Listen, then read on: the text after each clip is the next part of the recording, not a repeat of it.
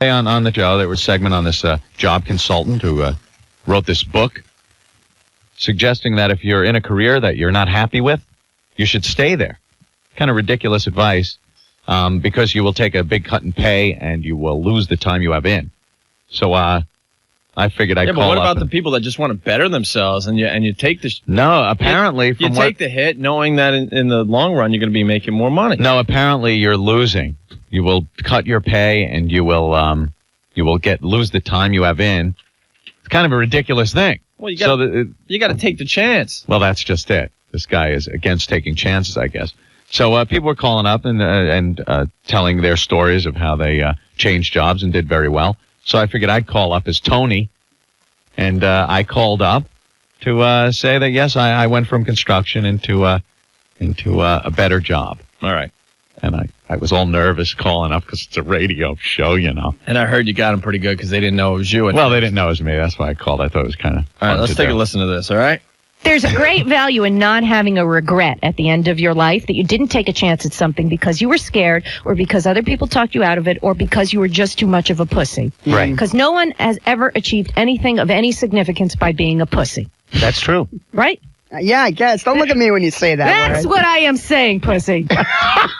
212-757-1027. Hi, Tony. Hey, how you doing? Hey. So I was in construction for about 15 years, and I changed my career, and I couldn't be happier. I got to tell you. What do you do now? I'm in radio. As a matter of fact, I'm doing my show right now. Wait, calling into a show does not... I come on right after you. Wow, wait a second. This is Anthony. Hey, Anthony! Oh, what's that? Yeah, Really? They're ready to goof on me. What? They're ready to goof on me. You I know. Hey, doing my show right now from the phone. Like, come on after you. I was trying to disguise my voice a little. I'm so scared that they're going to know who I am. So I'm like, I got, how about that? Yeah, job thing. Yeah. I kind of try to change my voice a little bit. Let's listen to the rest of this. I was in construction. I was effing miserable. Right. Anthony! And, Wow. Anthony, I love you. So quick on that. She finally realized. It's like, wait a minute. It's Anthony. I forgot that about Anthony. And you know what? I wasn't going to change careers. I was going to keep crawling around in ceilings and ductwork. No. Yeah, but the way Opie tells the story, he rescued you. Yeah, that was pretty much it. Yeah. I rescued him from a lousy show, though. Oh, look at you. Look at you. Yeah, I forgot you used to knock 10, dude. Yeah. Did anyone tell you not to leave the job? Oh, yeah. Yeah. No, don't go, please. We need you here. You are a master tin knocker. You are the Zen of tin knockers. Zen of 10. You don't want to leave now, Anthony. We got the big Horowitz job coming up next month. You know, that's going to be a big store. Yeah, that was always fun. Yeah. So you gotta ball sometimes and just leave. Yeah, that's Yeah. right. Yeah. I mean, I'm ready to now. I'm miserable now. At your new job, your current job? Yeah, I'm going back to tin knocking. Yeah. You know, my dad did Guys, this. I'll see you in a little. All right, take it easy, man. You know, I was Wait, Anthony, pulling give me your into the home number garage. because I have some duct work that needs to be done in my house. No problem. I'll give you an estimate. I was pulling in the garage. My phone was crapping out. That's pretty funny, man. Yeah. I remember those days. Where I'm like, you were ready to go, but I had to kind of talk you into it because, I was doing the show by myself for many years. Yeah. I think most people know the story by now. And Ann came on my show and just, without a doubt, kicked ass right from the beginning. I'm not going to even whatever. And so we got a job together, the famous job up there in Boston. And we had to scrape enough money for Anthony so he could go up there to Boston. Yeah. Remember, you called me like, dude, I'm gonna need it like $2,000 more, or I can't. I can't take this job. I'm gonna have to stay with this tin knocking thing. I kind of need what the minimum I could make is what I'm making now, and I went up to Boston for less than I was making doing sheet metal work. Yeah. So you're not really gonna get into the lucrative radio business very easily. But you took the chance and. Look at that. Yeah, how about that? How about that? What hell that was.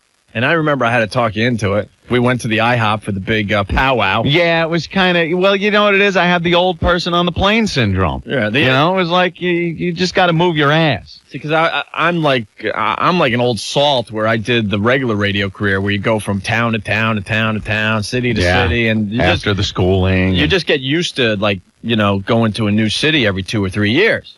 So when I had the opportunity to go from Long Island to Boston, it was a no-brainer. I've lived in worse places, but I wanted to bring in, and we want to start this whole new show and this whole new idea. So we go to the Ihop. Across the street from the Walt Whitman Mall up there. That Ihop is a very famous place. That's where I had to talk Anthony into coming. Well, it didn't take much convincing, believe me. Yeah, but remember us talking in the Ihop, and it sounded like... Oh, it sounded all gay. It sounded really gay. It sounded all gay, that's right. Oh, we're sitting there talking about going up to Boston for the job, and Ope is saying it's this stuff like, I think we're going to do great together. Right. And I'm looking around like, I hope no one's listening into this conversation. Yeah. And we were having some kind of there was a problem at the time with the guy that was doing the morning show because he wanted me to be on his show. Right. And so some parts of the conversation were like, I don't think you'd be right with Bob. Right. I think, me and you have the chemistry, and I know we're going to do something. We're going to go places. Right. I don't think you and Bob have the right... And I'm sitting there going, you're going to think I'm a homo. That you have to leave your current boyfriend for your new... Yeah, that's what it sounded like. That was ridiculous. And I real loudly every so often I'm going, yeah, well, doing radio with Bob isn't even an option. But doing radio with you... Because there'll probably be a lot of chicks. Right. Can't wait to do that first show and get the naked women in the studio. Yes.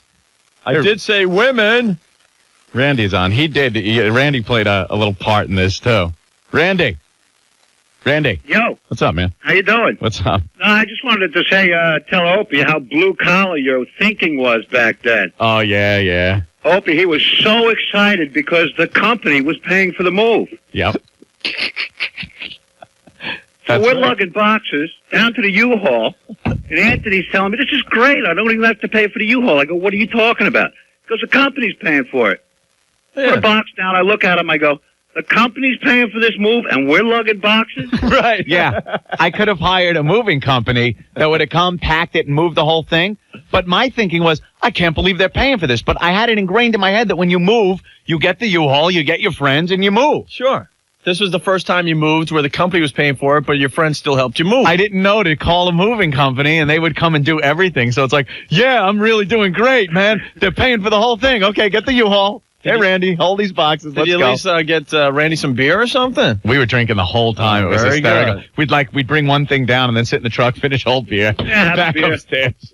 And we'd talk about stuff, and when we'd be sitting down, then the girls would drive by and see us sitting down. That was just great. So we'd have to put the beers down and run back upstairs and grab something. Ooh, working hard. All right, Rand. All right, that's the story I wanted to relate. Thank you, Randy. I'll see you guys. Take it easy. Very good. I'm happy they were paying for it. Wait. No.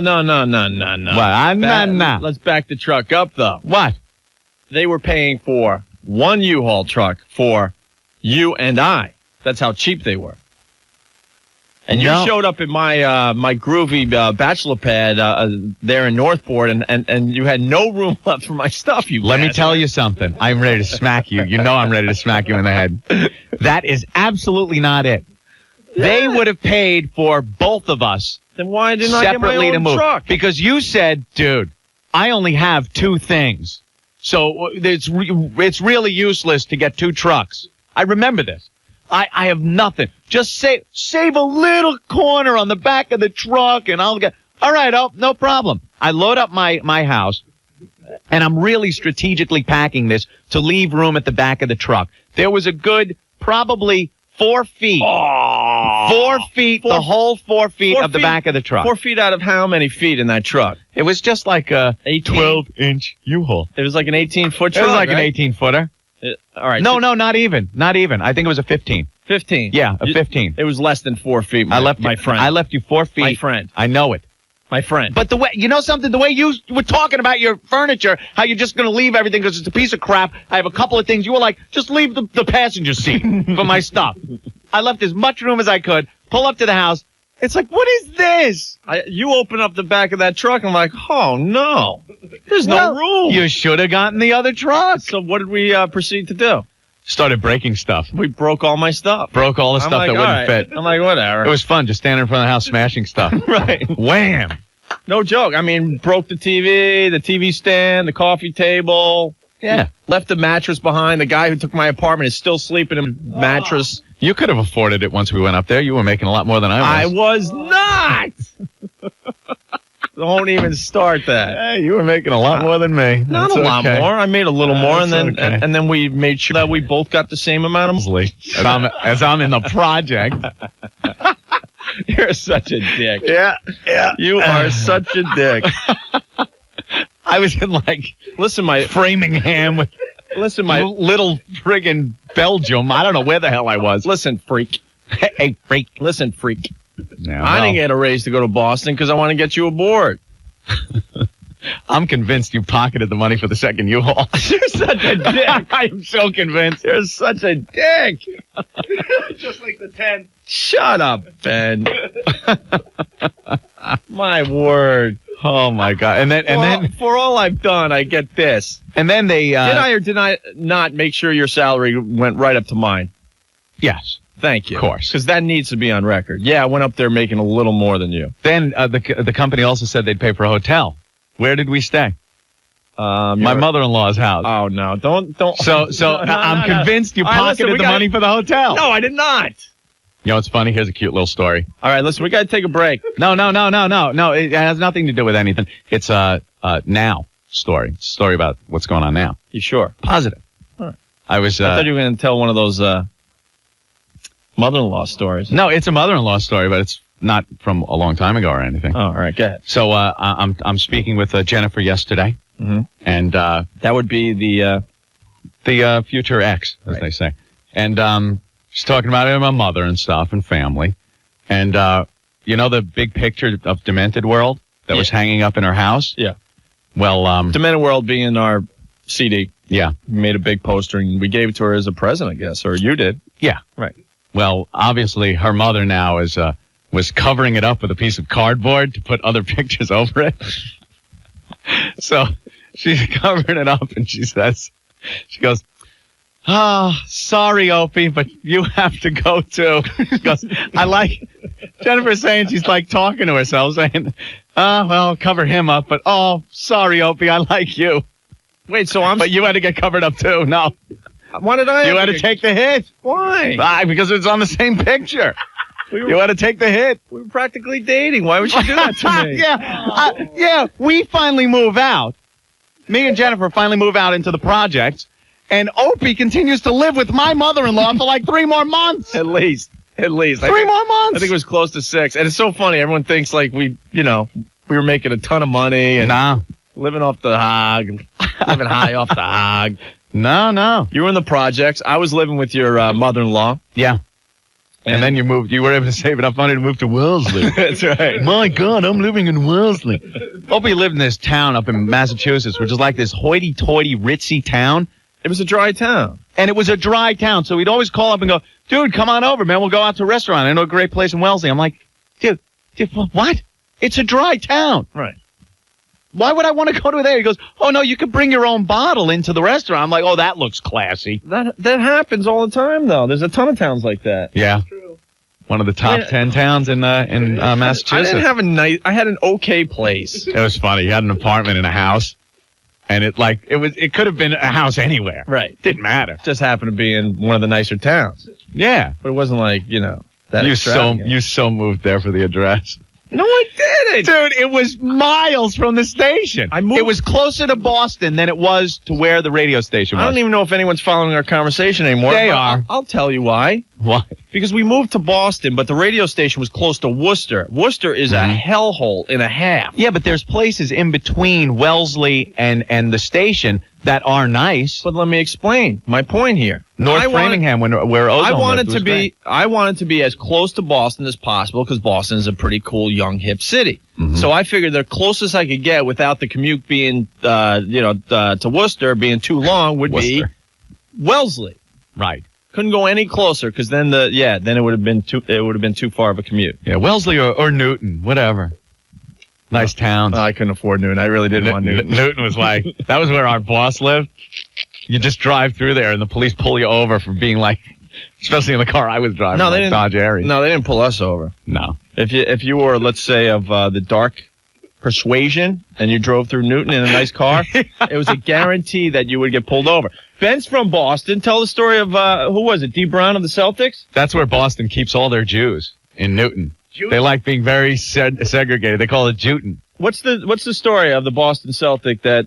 Was it D. Brown? He got pulled over. Yeah. Which town did he get pulled over? I don't remember. But it was like Newton because he was driving in a brand new Mercedes or something, and the Boston cops were convinced he stole it because he was black in a nice neighborhood. And it was like, yeah. I don't know if it was D. Brown though, but it was a huge story up there. It was one of the Celtics. Might have been D. Brown. They pulled him over just because he was driving a nice car in a wealthy neighborhood up there in Boston.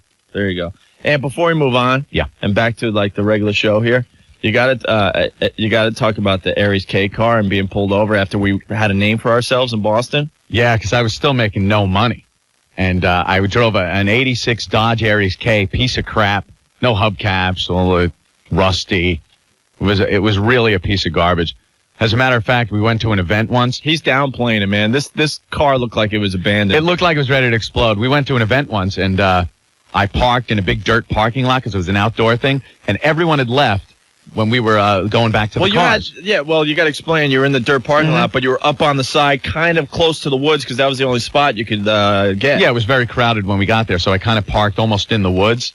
So when everyone left, we go walking out. There's this big dirt lot and one car in it, mine, parked over on the wood line, kind of on an angle. And Opie just looks at it and goes, "Oh, my God, look at that abandoned car." And it was Ed's car. It was my car. I already knew it was your car. I know, you prick. And then I'm driving through Ashland one day up there in Massachusetts, and I get pulled over by a cop. I'm like, I got to stop you again. I mean, at this point, the show was huge. We were like, we were on a roll. We're doing very well. We were doing very well, yes. And everyone was convinced we were just multimillionaires because we had such a great show up there in Boston. Oh, yeah. Anyway, go ahead. So I get hit with the lights and stuff. I get pulled over. I'm like, what did I do? The cop comes up. He goes, "Hey, Anthony, how you doing? Love the show." I'm like, "Hey, thanks." And then he looks. He goes, "What are you driving this piece of S for?" Like, Jesus. He only knew. Making less than I was making as a construction worker. Big fun. It was fun. Anyway. boys. Boy.